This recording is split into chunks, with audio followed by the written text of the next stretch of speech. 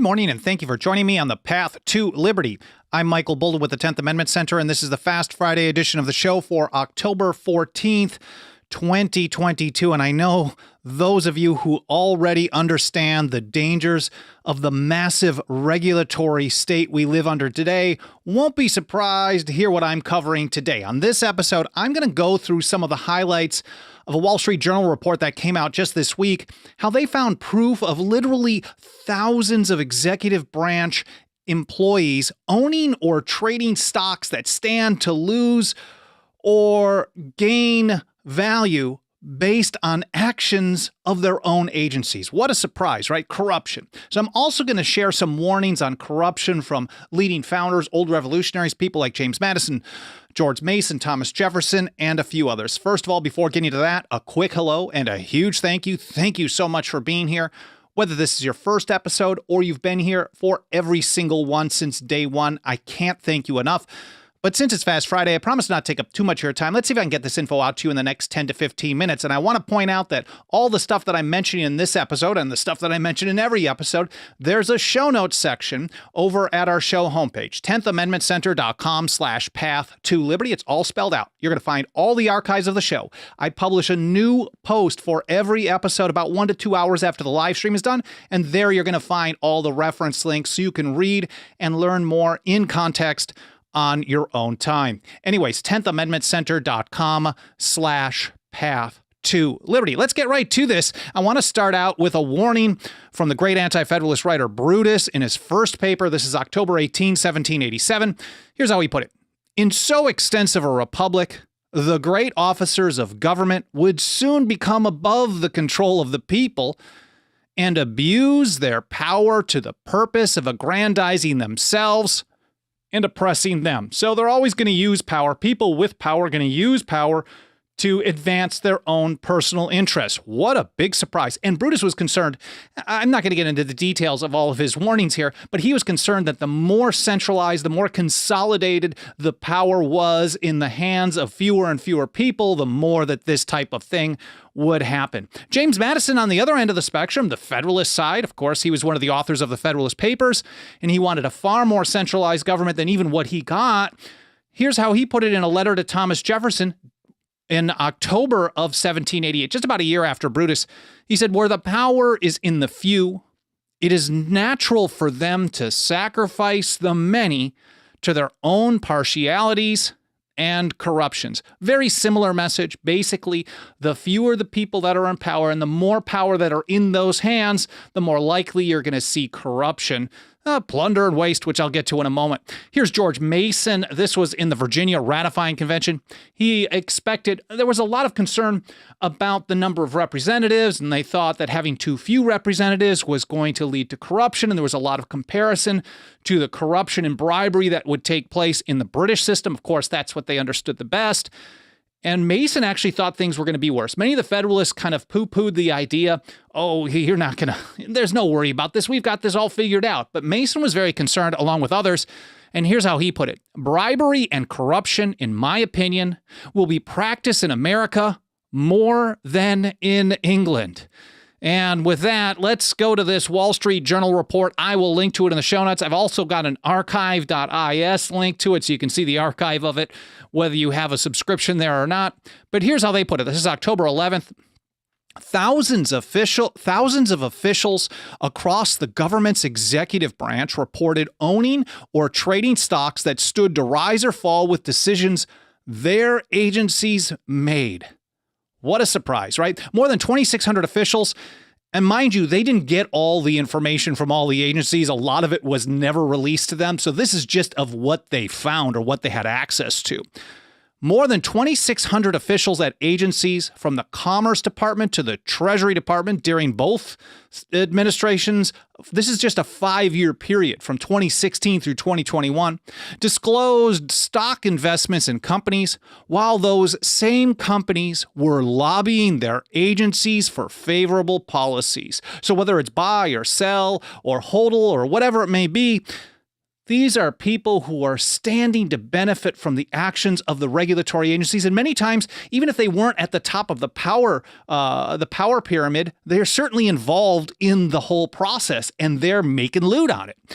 That amounts to, as they put it, more than 1 in 5, more than 20% of senior federal employees across 50 federal agencies reviewed by the Journal. So more than 20% of what they had access to. We can only imagine how much worse it really is. Here's how Jacob Hornberger put it. We republished this over at our website as well just yesterday. Here he is from Future of Freedom Foundation. And Jacob always really kind of has a nice way of putting it straightforward. He says, so not only are these regulatory bureaucrats eating out our substance, here he is, a tip of the hat, of course, to the Declaration of Independence. So not only are they eating out our substance with their tens of thousands of rules and regulations and taxation, they are also financially profiting from their regulatory corruption. That's the key term here, is corruption. And here, back to the Wall Street Journal once again, they say, here's just an example. These are some key findings, I believe, or we're going to get to some more of those in a moment. A top official, all of it is key findings in my opinion, a top official at the EPA reported purchases of oil and gas stocks. Wow. The Food and Drug Administration it's always just like, oh, one bad apple, right? Just like the torture regime during GWB's administration. That was just bad apples, of course. But it's really systemic. When you have so much power in government, you're going to just have that happen. That's exactly what Brutus was warning about as well.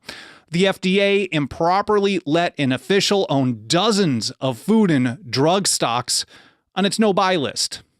A Defense Department official bought stock in a defense company 5 times before it won new business from the Pentagon. You ever think that maybe, okay, well, a little insider info, maybe even if they didn't know that it was going to happen for sure, they knew the negotiations were taking place.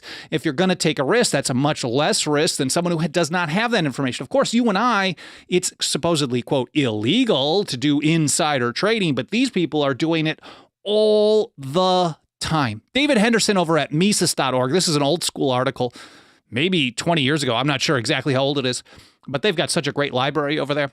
He writes that a necessary condition for corruption is that someone has power to make decisions for others, decisions that those others can't perfectly monitor. That's why private corruption often occurs in corporate purchasing departments. Wow, surprise, surprise. The reason so much corruption occurs in government, he writes, is that government officials hand out so much in the form of subsidies, tax breaks, permits, and regulatory exceptions. So even the regulatory control it's not just the regulatory exception, it's the regulatory control or the negotiations over who's going to get regulated, who isn't. People are basically using it to their advantage. Those of you who follow, I guess it's the Nancy tracker over on Twitter on her stock trades, you know all about this type of thing. And it's really this type of regulation, all these tens of thousands of regulations on the books. In many ways, this is executive lawmaking, legislating from the executive branch. In many situations, we see them just redefining terms with an executive order to an agency like the ATF. Many of them, most of them, I'd be happy if basically all of them didn't exist in the first place. We could start from scratch with a lot of this stuff. But a lot of times it's the executive branch telling the agency, hey, we're going to change the definition of this term so it fits into what Congress passed 3-4 decades ago, and now we can have additional control over it. And this is legislation from the executive branch. Here, Sentinel, in his second anti-federalist paper in 1787, he put it this way: this mixture of the legislative and executive, moreover, highly tends to corruption. And mind you, this was at a time when the power of the general government was going to be much, much smaller than today. And that really is the understatement of the century. It was, compared to what we have now, even the big government people, what they were proposing is totally unrecognizable. Back to the Wall Street Journal, here's the key findings. They just got some bullet points. I'm going to read through a few of them here. More than 6 officials at 5 agencies, so 60 people at 5 agencies, including the FTC, Federal Trade Commission, and the Justice Department, reported trading stock in companies shortly before their departments announced enforcement actions, such as charges and settlements against those companies. So if you're going to get charged, obviously the price is going to go down. if there's a settlement and no one's going to jail, for example, and it's just going to be a fine, a lot of times the price will go up and people are watching for this type of thing. But if they're able to get this in kind of insider information, of course, we shouldn't be surprised that they're making bank off of what they're doing, off of their unconstitutional regulatory scheme. More than 200 senior EPA officials, back to Wall Street Journal, nearly 1 in 3, almost a third of all the people working senior level at the EPA reported mind you, again, these are the people who are reporting it. We're not getting all the information. This doesn't even cover all of it. They reported investments in companies that were lobbying the agency. EPA employees and their family members collectively owned between 400,000 and nearly 2 million in shares of oil and gas companies on average each year between 2016 and 2021. So the EPA is another regulatory scam, and so is the Defense Department. Their officials in the Office of the Secretary reported collectively owning between 1.2 million and 3.4 million of stock in aerospace and defense companies on average each year. Some held stock in Chinese companies while the U.S. was considering blacklisting the companies. You can just go on and on and on. But get this. When financial holdings caused a conflict, the agencies sometimes simply waive the rules. Supposedly, they have these type of anti-corruption rules at these agencies. And the Wall Street Journal found that a lot of times, or sometimes, in their words, when there were conflicts, oh, well, this person gets it waived. In other words, it doesn't really matter. And of course, the problem, as I keep mentioning, is that there's too much power in government. And that's how Samuel Adams put it. He said, this is, again, probably the pun of a lifetime. Power is intoxicating, and men legally vested with it too often discover a disposition to make an ill use of it and an unwillingness to part with it. And the Wall Street Journal actually profiles a bunch of the individuals and agencies. I want to just read them off. Of course, I'm going to link to all this in the show notes so you can read all the details about it. There's Michael Molina at the EPA.